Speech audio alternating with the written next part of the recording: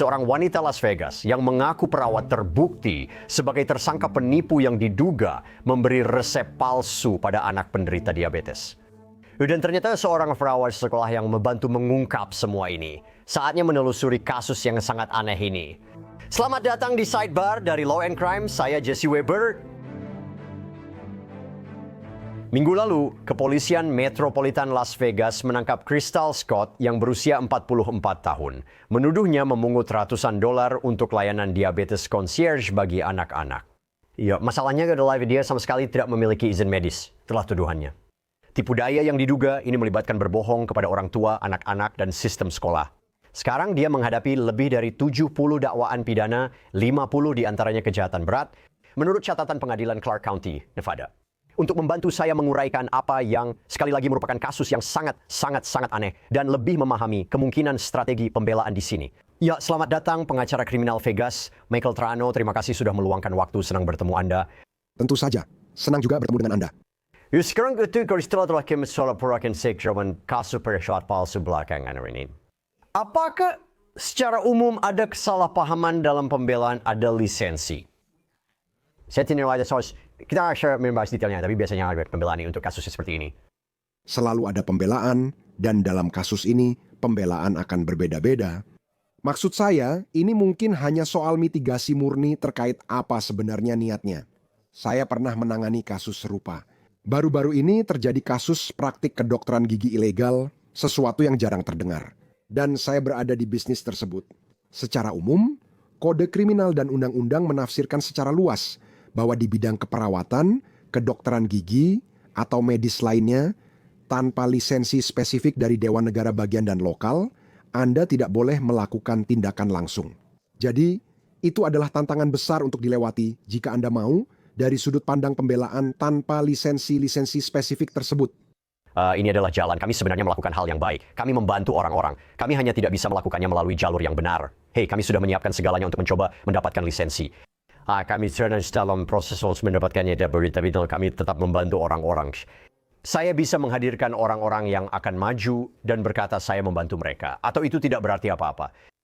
Maksud saya, itu penting dalam konteks ketika kita berbicara tentang pembelaan, ada pembelaan hukum, jika kasus seperti ini dibawa ke juri dengan mengatakan, "Hei, kami memang berniat melakukan hal yang benar." Itu mungkin tak menghasilkan putusan bebas.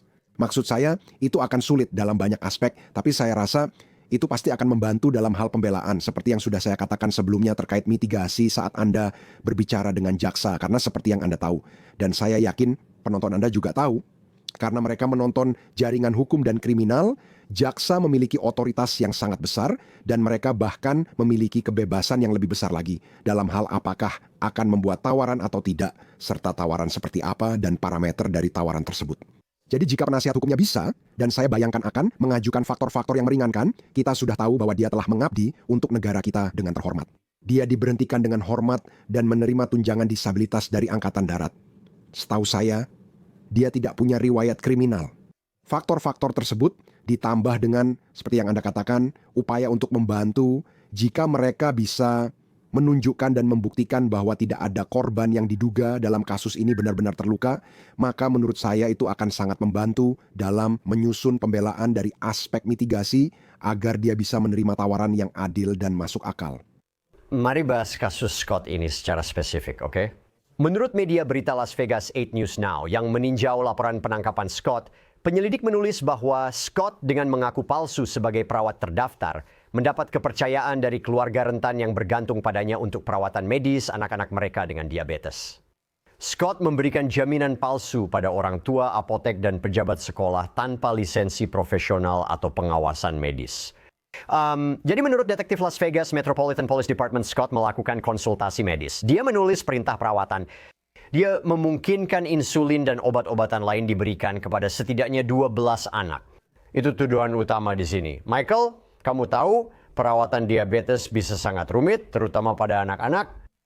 Pastikan dosis tepat dan cara pemberian benar agar terhindar dari efek samping merugikan. Scott kini menghadapi tuduhan penipuan dan pemalsuan. Apakah menurutmu kasus ini mungkin memenuhi syarat untuk tuduhan yang lebih serius seperti penyerangan atau hal semacam itu? Yah, penyerangan umumnya akan didefinisikan sebagai, pemukulan yang merupakan sentuhan secara tidak sah penyerangan.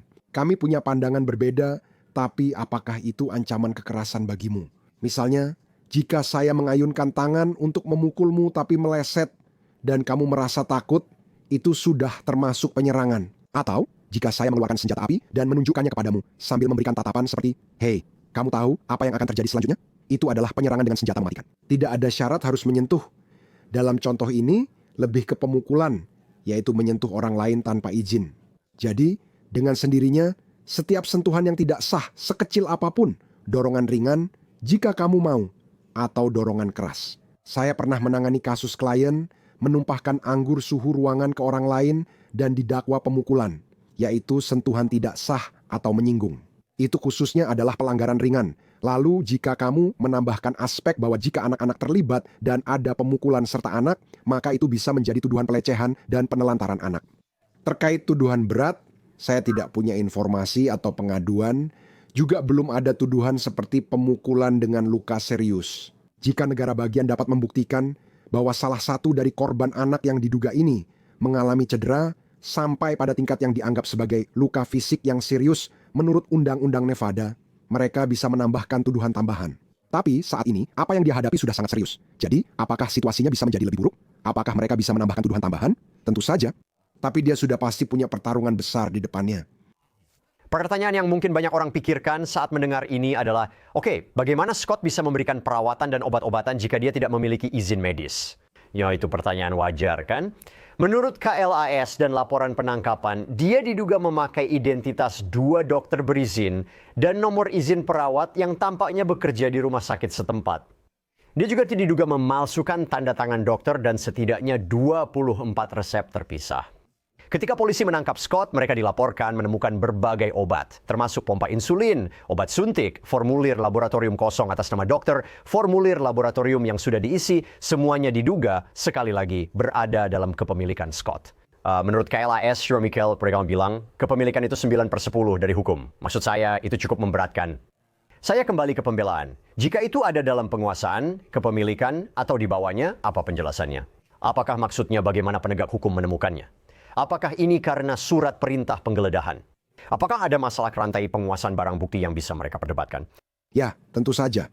Jika kita sekarang fokus terutama pada barang bukti yang ditemukan yang baru saja Anda sebutkan sebagai pompa insulin atau informasi tambahan lainnya, maka tentu saja Anda akan menantang dan meninjau rantai penguasaan barang bukti, legalitas, kekurangan surat perintah penggeledahan, dan melihat apakah ada masalah yang bisa Anda tantang. Jadi itu memang sudah menjadi hal yang biasa dalam pembelaan pidana dasar, bisa dibilang begitu. Saya tidak berpikir itu akan menjadi poin penekanan terbesar, meskipun itu pasti akan masuk dalam daftar hal-hal utama yang harus dilakukan. Karena di sini, kalau saya duduk di kursi dewan, saya tidak terlalu khawatir tentang hal-hal itu sekarang meskipun jangan salah paham. Itu memang penting. Fokus utama saya lebih kepada individu-individu yang katanya menerima perawatan tersebut. Saya rasa mereka akan menjadi saksi paling penting melawan terdakwa, yaitu dengan menghadirkan anak-anak, orang tua, siapapun, dan mengatakan, "Ya, Anda mengenali saksi itu." "Ya, saya tahu." "Bagaimana Anda mengenalnya?" "Dia wanita yang menusuk jarum dan memberi resep pada saya." Dan sesuai dengan itu, kami pergi menebus resep tersebut dan memberikan obat kepada anak saya. Para saksi individu itu menurut saya akan jauh lebih meyakinkan daripada informasi yang ditemukan. Tapi ya, itu memang melengkapi seluruh cerita. Ini bayan yang lain ceritanya. Bagaimana apa pihak berwenang tahu? Jika dia melakukannya, bagaimana dia tertangkap?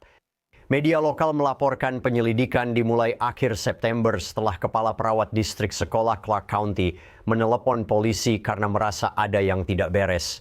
Ada sesuatu yang tidak beres dengan perintah yang mengizinkan staf sekolah memberikan insulin kepada siswa selama jam sekolah. Contohnya terdapat tanggal di salah satu dokumen, yaitu 22 Agustus 2026. Seharusnya 2025, itu kesalahan besar. Dia mulai menyelidiki dan menemukan 12 dokumen lain dengan tanda tangan yang tampak tidak konsisten. Perawat menghubungi dokter yang nomornya ada di surat perintah itu. Dan bukan hanya dokter itu mengatakan dia tidak menandatangani surat perintah tersebut. Dan tanda tangannya bukan miliknya. Dia bahkan tidak menangani pasien anak-anak. Distrik Sekolah Clark County mengidentifikasi 12 siswa berusia 5 hingga 14 tahun yang diduga mendapat perawatan dari Scott. Ini menurut Las Vegas Sun. Semua orang tua dari calon korban ini tampaknya telah diberitahu tentang apa yang sedang terjadi. Anda bisa membayangkan reaksi mereka. Beberapa hari kemudian, polisi Las Vegas menangkap Scott. Dia dipancar dan dijamin $50.000 saat sidang pertama, lalu membayarnya menurut catatan pengadilan daerah. Sebagai syarat jaminan, dia dilarang berhubungan dengan anak di bawah umur kecuali anaknya sendiri. Tentu saja, dia tidak boleh melakukan praktik medis. Sekarang kita perlu membahas daftar panjang tuduhan. Jadi dari puluhan dakwaan yang dihadapi Scott, 24 diantaranya adalah karena kepemilikan resep palsu untuk obat berbahaya. 12 dakwaan terkait praktik perawat tanpa izin dan pemberian obat berbahaya pada anak di bawah umur. Dua dakwaan lain yang terkait penggunaan informasi pribadi untuk merugikan atau tujuan ilegal. Ia juga didakwa pemalsuan. Michael, saat ini saya melihat memikirkan banyak dakwaan. Apakah biasanya kasus dengan dakwaan sebanyak itu sampai persidangan? Atau apakah ini merupakan strategi dari pihak jaksa sebagai taktik negosiasi? Kami akan memberikan 123 dakwaan kepada Anda. Ini mungkin memberikan ruang negosiasi untuk kesepakatan pembelaan. Pertanyaan yang menarik. Saya rasa ini benar-benar tidak bisa dijelaskan secara terpisah sama sekali. Ketika jaksa mengajukan keluhan ini, menyiapkan tuduhan-tuduhan ini, jelas, dengan semua faktor yang terlibat dalam situasi khusus ini, mereka pasti sangat berhati-hati. Yang tidak mereka ketahui dan biasanya tidak akan tahu adalah bagaimana orang itu akan bereaksi. Apakah mereka punya dana untuk menyewa penasihat hukum yang kompeten? Apa yang akan mereka lakukan selanjutnya? Jadi, saat mereka menyusun gugatan di awal, apakah itu taktik negosiasi? Mungkin iya, mungkin tidak. Saya cenderung tidak. Setelah penasihat hukum dikonfirmasi dan mulai menangani kasus, proses litigasi berjalan. Saat itulah permainan sebenarnya dimulai. Hei, kamu tahu, kita bisa lanjut di jalur ini, tapi akan ubah gugatan dan tambah 15 dakwaan atau lakukan hal lain. Maksud saya ini bisa berjalan ke banyak arah yang berbeda mengenai hal itu. Pada awalnya, saya cenderung tidak karena mereka belum tahu bagaimana kasus ini berjalan atau reaksi terdakwa. Namun setelah penasihat hukum dikonfirmasi dan proses hukum berjalan, saat itulah Anda bisa melihat kemungkinan amandemen apa yang ada. Saya tidak akan terkejut jika negara bagian mengubah gugatan dengan menambah dakwaan atau mengubah detail seperti tanggal, lokasi, dan waktu. Apakah dakwaan ini lebih sederhana daripada yang lain? Apakah ada berdakwaan yang benar-benar mudah untuk jaksa? Tidak ada yang benar-benar mudah. Biasanya tidak ada yang benar-benar mudah. Tapi Anda bilang ini terasa sangat sederhana, sangat mudah bagi jaksa untuk mendapatkan vonis bersalah. Sedangkan yang lain, Anda mungkin mengatakan ini mungkin lebih sulit bagi jaksa dan masuk ke dalam pembicaraan. Apakah mereka ingin menegosiasikan kesepakatan pembelaan? Karena mereka mungkin khawatir tidak bisa mendapatkan vonis bersalah di persidangan. Apakah ada tuduhan yang lebih mudah bagi jaksa untuk mendapatkan vonis bersalah dibanding tuduhan lain? Saya akan mengatakan yang menurut saya paling mudah, tanpa bukti, tanpa meninjau, dan tanpa harus membelanya, karena itu bukan tugas saya di sini. Itu tugas penasihat hukumnya. Namun, tuduhan yang paling jelas adalah pemberian obat-obatan apapun. Menurut saya, sangat mudah menghadirkan pasien usia 5 hingga 10 tahun. Dan ini sangat meyakinkan. Saya hanya berspekulasi soal usia mereka, tapi yakin mereka masih dalam rentang usia itu untuk hadir sederhana di sidang pendahuluan. Hai Billy, Sarah, apakah kamu tahu siapa yang menyuntikkan jarum ke lenganmu? Ya, dia duduk di sebelah pengacara pembela. Oke, terima kasih. Ceritakan apa yang terjadi. Kamu memasukkan jarum ke lenganku. Kenapa perlu jarum? Aku diabetes. Terima kasih. Lalu, membawa ibu dan ayah sebagai saksi, menunjukkan wanita yang memberi resep padaku. Aku menebusnya. Dan langkah berikutnya bagi mereka untuk membangun dasar itu adalah, kamu tahu, dia tidak punya izin medis. Kami sudah memeriksa namanya di semua dewan keperawatan dan pemegang izin medis, dan namanya tidak ada. Jadi, mudah memang sulit diterima, namun jalurnya lebih jelas dalam penuntutan tuduhan itu. Ada satu hal lagi yang ingin saya bahas, seperti yang udah kita bicarakan sebelumnya. Saya percaya juga ada mengol pengacara pembela yang mewakili Scott, Jack Buchanan. 8 News now menghubungi Tuan Buchanan yang mengatakan kepada mereka seperti ini, jaminan untuk Nona Scott ditetapkan hari ini sesuai dengan argumen yang diajukan atas namanya, menyoroti hampir tidak adanya riwayat kriminal, kedudukannya di masyarakat sebagai veteran angkatan bersenjata kita, dan juga sebagai seorang ibu yang penuh kasih. Kerumitan kasus ini pasti akan diperdebatkan di masa depan untuk menunjukkan bahwa dia tidak pernah berniat atau secara pidana bertanggung jawab atas bahaya terhadap anak di lembah Las Vegas. Sekarang Michael Ipes, gimana reaksimu terhadap pernyataan itu dan pernyataan yang tampaknya diberikan Jack kepadamu? Apakah itu berbeda dengan yang baru saja kita baca? Benar, seperti yang kamu bilang, kita sudah membahas ini sebelumnya. Aku ingin jujur pada audiensku, aku punya hubungan pribadi yang sangat dekat dengan Tuan Buchanan, dia teman baikku. Lebih penting bagi penontonmu, dia adalah pengacara pembela pidana terkenal di Las Vegas dengan pengalaman lebih dari 17 tahun. Menurutku, dia akan melayani kliennya dengan baik. Reaksiku terhadap kutipan yang dia berikan kepada Channel 8 News itu masuk akal. Dan itu seperti yang kami tuduhkan atau yang kami singgung, sebelumnya, yaitu bagian dari pembelaan tidak selalu hanya mengatakan bahwa tidak ada yang terjadi, tapi lebih kepada niat di balik tindakan kliennya.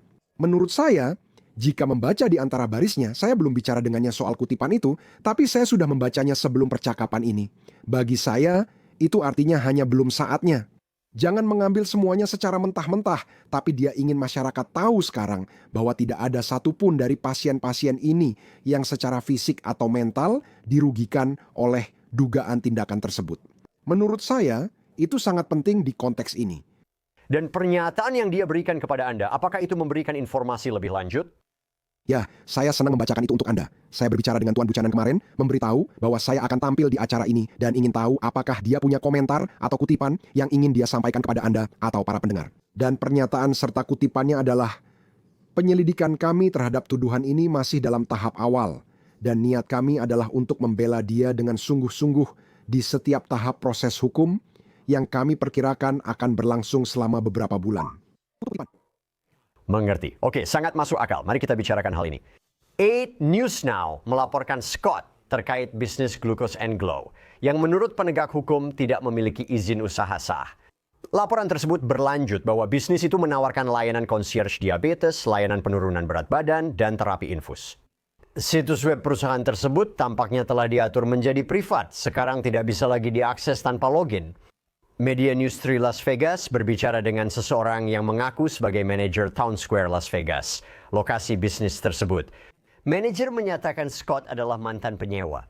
Menurut ini 8 News Now, program diabetes concierge tersebut memerlukan biaya $600 untuk 4 kali janji temu dalam 1 tahun. 8 News Now melaporkan bahwa foto Scott pernah ada di situs docsnevada.com. Biografinya sejak itu telah dihapus. Namun ketika KLAS meninjaunya, dilaporkan bahwa isinya berbunyi, Crystal adalah seorang perawat terdaftar, registered nurse dengan gelar magister di bidang dietetik, dan seorang pendidik diabetes yang berdedikasi dengan pengalaman 15 tahun yang mengkhususkan diri dalam perawatan anak-anak. Sorde Harlem Nevada Diabetes Association, dia sangat bersemangat mendukung individu dengan diabetes. Dia bertinggal di Las Vegas dengan suami dan 6 anaknya. Di luar pekerjaan, Crystal suka aktif, menjaga kesehatan, dan menghabiskan waktu berkualitas bersama keluarga. Michael, sekali Aji Shah menurutmu berada titik ini, apakah ada area abu-abu di sini? Apa yang bisa dikonfirmasi dari pernyataan itu? Menurutmu, kemana arahnya selanjutnya? Maksud saya, apa yang akan kamu perhatikan dalam kasus pidana ini ketika membahas kemungkinan pembelaan atau upaya untuk membatalkan kasus ini? Benar? Sebuah permohonan untuk membatalkan. Atau saat kasus ini berjalan menuju persidangan, apa yang akan kamu perhatikan? Saat ini, yurisdiksi kasus ini ada di Pengadilan Kehakiman Las Vegas. Langkah berikutnya adalah sidang pendahuluan. Sidang pendahuluan, seperti yang saya jelaskan kepada sebagian besar klien saya adalah, kutip tidak kutip, saya menyebutnya sebagai persidangan kecil. Negara bagian tidak menghadirkan semua bukti dan saksi, serta beban pembuktiannya sangat rendah. Pada persidangan pidana, bukti harus meyakinkan tanpa keraguan wajar. Di sidang pendahuluan, bukti cukup sedikit atau marginal. Intinya adalah menentukan kemungkinan alasan. Dalam beberapa bulan ke depan, seperti kata Tuan Buchanan hari ini, mereka akan memulai penyelidikan internal dari pihak pembela. Saya yakin dia akan berdiskusi dengan jaksa penuntut saat itu terjadi. Saya tidak heran jika kasus kompleks ini mendapat perhatian media dan negara bagian memilih dakwaan dewan juri yang rahasia, sehingga Tuan Buchanan dan timnya tak bisa melakukan konfrontasi di sidang pendahuluan. Itu cukup umum terjadi dalam kasus yang lebih kompleks serta beberapa kasus yang mendapat perhatian media. Saya tak akan heran jika suatu hari kami diberitahu kasus ini langsung ke pengadilan distrik setelah sidang dewan juri rahasia dan klien ini didakwa. Menurutmu akan muncul gugatan dari kasus ini? Apakah para orang tua akan mengajukan gugatan? Karena saya belum melihat ada laporan tentang hal itu. Tapi menurutmu apakah itu mungkin terjadi? Jadi saya benar-benar orang yang fokus di pembelaan pidana. Saya bukan orang yang serba bisa, jadi saya terutama fokus pada sisi pidananya. Saya punya teman dan saudara yang merupakan pengacara cedera pribadi hebat di Vegas. Saya yakin para pengacara cedera pribadi sangat antusias mengajarkan pelajaran pada Clark County School District dan pihak lain terkait. Jadi, kemungkinan besar akan ada litigasi. Izinkan saya kembali ke satu pertanyaan kriminal. Saya rasa disinilah ini berakhir. Jika tuduhan ini benar, sangat mengganggu. Ini sangat mengganggu bagi para orang tua. Ini juga sangat mengganggu bagi anak-anak. Ya, dalam kasus kriminal, apakah anak-anak ini yang saat semua ini terjadi tampaknya berusia 5 hingga 14 tahun, benar? Apakah mereka harus bersaksi? Ya, sangat mungkin jika kasusnya berlanjut ke persidangan. Secara umum, ada jalur di mana seseorang di bawah 16 tahun tidak harus bersaksi dalam sidang pendahuluan, tetapi itu biasanya dikecualikan untuk kasus-kasus seksual. Dan sama sekali tidak ada tuduhan pada saat ini terkait hal seperti itu. Mereka kemungkinan besar bisa bersaksi di sidang pendahuluan, kecuali ada pengecualian dalam undang-undang dan pasti akan bersaksi di persidangan. Jika kasus ini benar-benar sampai ke persidangan juri, dengan asumsi mereka melanjutkan dakwaan tersebut, yaitu pihak penuntut, maka ya, mereka harus membangun dasar itu. Contoh yang saya berikan sebelumnya di wawancara adalah menghadirkan Billy atau Sarah yang berusia 5 tahun dan meminta mereka menceritakan apa yang terjadi. Saya disuntik dan punya diabetes. Kamu tahu siapa yang melakukannya? Mereka ada di ruangan ini. Kamu tahu, sangat mudah kan? Selalu duduk di sebelah pengacara pembela, mereka akan menunjuk orangnya. Dan itu mungkin akan menjadi inti dari keseluruhan kesaksian mereka. Tergantung pada apa yang ingin dilakukan Tuan Buchanan saat pemeriksaan silang, kamu harus berhati-hati terhadap korban anak dan bagaimana tampilannya di depan juri. Tapi tentu saja mereka kemungkinan besar akan bersaksi. Itu terjadi sepenuhnya. Ya, saya akan bilang begini. Setidaknya, meskipun saya bilang kita sudah membahas kasus-kasus yang serupa, ini adalah kasus yang sangat unik. Ini memang tidak biasa, kita lihat nanti. Terima kasih Michael Triano sudah datang dan berdiskusi dengan kami. Saya sangat menghargainya. Tentu saja, terima kasih. Dan itu saja yang bisa kami sampaikan untuk Anda saat ini di Sidebar. Terima kasih banyak untuk semuanya yang sudah bergabung bersama kami. Jangan berlangganan di YouTube, Apple Podcast, Spotify, atau platform podcast lainnya. Ikuti saya juga di X atau Instagram. Saya Jesse Weber, sampai jumpa.